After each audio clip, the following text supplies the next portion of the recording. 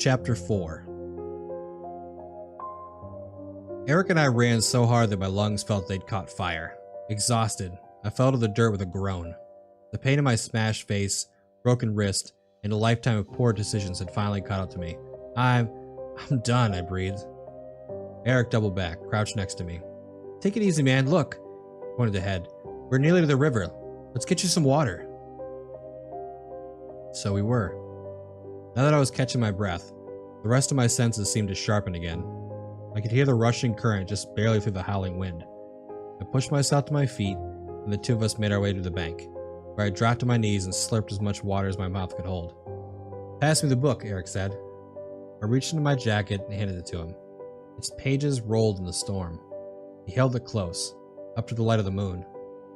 The entire time you had this, he said, squinting at the cover, and you never noticed the author? I looked at him, wiping dribbles of water from my mouth. I mean, it's not like I've had it my whole life.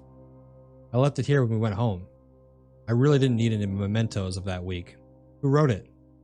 Grandma, he said incredulously. He turned the book toward me and jabbed a finger at the bottom of the text.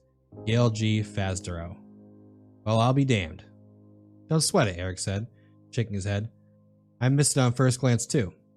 He glanced around, no doubt scouting for a place free from wind with enough moonlight to read by. Eventually, he settled on a large boulder near the water, shielded from the storm by a gnarled fir tree. He climbed up with some effort. Did you know that she was a writer? He called down to me. Not at all, I said. Come to think of it, I had no idea anything about Grandma did. Besides come over every Christmas and bake apple tarts. Mom never talked about it. Eric flipped the book open to the first page and adjusted his glasses. Mind keeping a lookout while I peruse this thing? I nodded, rising from the riverbed and looking up and down the shore. No sign of the man, and no sign of the beast that destroyed the cabin either. So far, so good. I cradled my broken wrist and breathed a sigh of relief, pushing out my blood-caked nostril in a painful snort. I hiked up the side of the bank, getting to higher ground so I could better keep watch over the area. As I did, the book played in my mind. The Mysteries of the Cryptids. Why would Grandma write something like that anyway? For kicks? Never seen so much as a mention of the Loch Ness Monster or Abominable Snowman growing up. Here she was a supposed authority on them. It seemed bizarre to me. But then, all this did. Had she known about the man too? What about the beast? She must have. Something splashed in the river, and the hairs on my neck stood on end. I swallowed, my eyes searching up and down the river current, scanning every outcropped rock and wayward branch. Just a fish, hopefully. Seconds turned to minutes, the only sound coming from the croak of river toads and Eric flipping through the pages of Mysteries. Maybe I was making a bigger deal about things than I needed to. I closed my eyes and tried the breathing exercise my therapist recommended. Then another splash. This one closer, louder. I strained my vision. Even beneath the glow of the full moon, the river's dancing waves were difficult to keep track of. Light gleamed off of them one moment, then died the next. Small flickers caught my eye, but when I'd look, I'd see only dark water staring back at me. Was something swimming toward us? Eric flipped another page of the book nonchalantly, his expression thoughtful, eyebrows furrowed in focus. He hadn't noticed a thing. Something felt wrong, though. It was the same feeling I'd had when I first came upon the man by the river, like my mind was picking up on things that hadn't yet fully processed. Eric, I called, taking a couple of steps on the stone shore. Come away from the water. He looked up, perplexed. Why? He adjusted his glasses and looked around, holding his hair against the wind.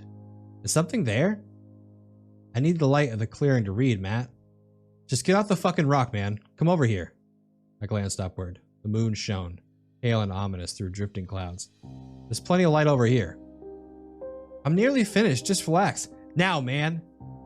Groaning, he creased his page and closed the book, then slid down the big rock. Carefully, he steadied himself on the wet, clacking stones as he walked towards me. Fuck's sake, Matt. Another splash. The day we met the man by the river, I said, the pain in my wrist fading against the backdrop of my mounting fear. I came back to the water. What? Eric said, bracing himself against the roaring wind. I forgot the book. Jake brought us down fishing rods, remember? I was so excited that I'd forgotten all about mysteries. I left it on the riverbed. I was transfixed by the river now. Something was in there. I knew it. When I came back down to get it, I saw something on the waves. Like a fish? Eric said, finally reaching me. He turned, followed my gaze to the river, though he looked skeptical. I shook my head. Bigger, I think. I don't know. I just grabbed the book and ran. Another splash. This one near the shore. I backed up, nearly slipping on the stones behind us.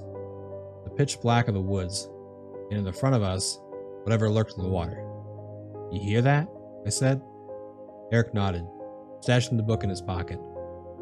After what happened earlier, I say we don't take any chances.